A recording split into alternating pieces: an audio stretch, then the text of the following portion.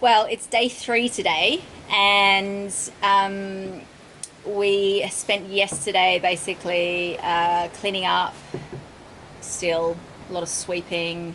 What else did we do yesterday?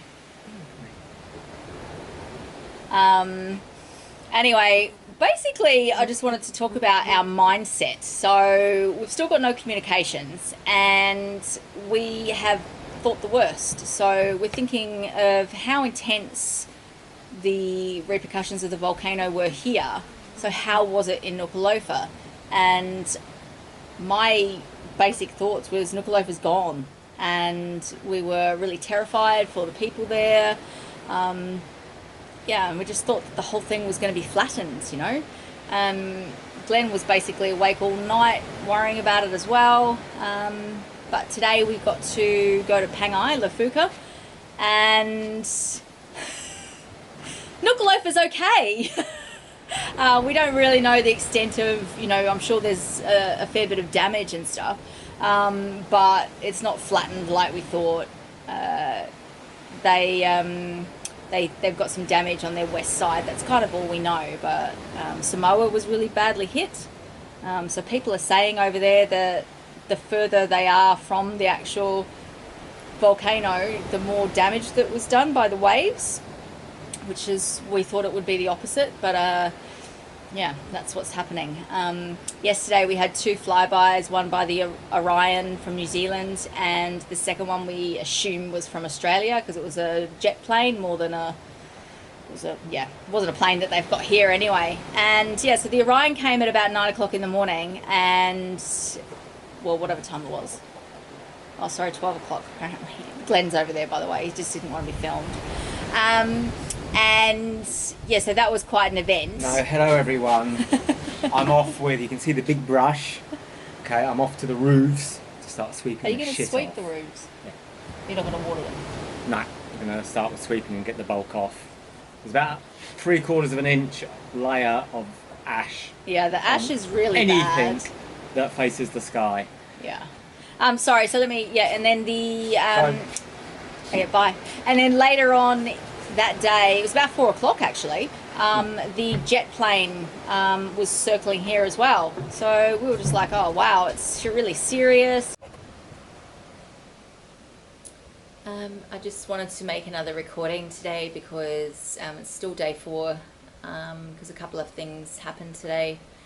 This morning when I left the previous message, Glenn had gone to town to pick up a worker, hopefully a worker, but he came back by himself, so still just us 2 here.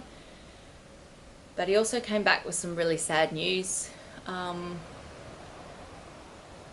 One of our friends was killed in Tongatapu. Her husband, this is all I know, her husband couldn't hold on to her, we presume in the force of the water. They lived on the west coast, so it's with a very heavy heart that, yeah, we heard that news today. No names have been confirmed, but we know who it is. The only description was the lady that helps all the animals. So it hasn't been confirmed to us, but yeah. Sorry, I can't talk about it anymore.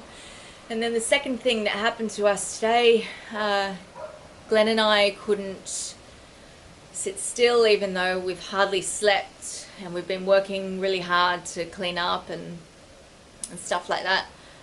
So we decided to continue building the fence in our garden because it's been broken down by the pigs and whatever, so we were fixing it. And as we were fixing the fence, we heard another plane. So this is the 3rd day in a row that we've heard and seen the Orion from New Zealand and the Hercules from New Zealand as well. And we just can't understand why they keep coming and flying over us. Like, they have flown over our resort really low a number of times. And anyway, Glenn started running and he goes, get the radio and communicate with them. thought, oh wow, because we've heard them communicating before when they've done rescues up here. Anyway, so we got the radio out, or turned the radio on in the common Fale, and they answered straight away. Glenn said, this is Kitesurf Tonga from Ueleva Island, calling the Orion, and they answered straight away and said, could you please repeat who you are? And then Glenn grabbed a handheld because it was better reception, because the plane had kind of flown over and gone north of us by then. Anyway, so Glenn grabbed the handheld and repeated who he was, and then next minute our friend Phil Brock comes on the radio and says, Glenn Duncan, this is Phil Brock. Phil Brock has been to us a couple of times, and he's a lovely guy, and he's a captain in the Air Force. So he was flying over and he was looking for us. He knew that we were here, and we were able to talk to him. We asked him about the communications in Tonga, and he said that the deep sea cable is kaput, somewhere in between Fiji and Tonga, most likely near the volcano. So that doesn't look like it's going to be fixed for a few weeks. We asked him about phone communications, and he said he wasn't aware of anything. He asked us about if we had enough food for a few days, food and water, and we replied that we did. We've got enough food here for about 3 months. All our fridges are still operational and everything's still up and running, so we could probably survive for a few months, which we don't need to, but and then we asked him if he could call our fathers. So we gave him my dad's mobile number, and then we gave him Glenn's dad's mobile number, and he said that he would call our dads. So that means a lot, and we're hopefully thinking that our dads will find out that we're okay by the time we go to sleep tonight. So I mean, it's been 4 days now, and they don't know if we're alive or dead. Anyway, I just wanted to give you that extra bit of information, and that's what happened to us on day 4.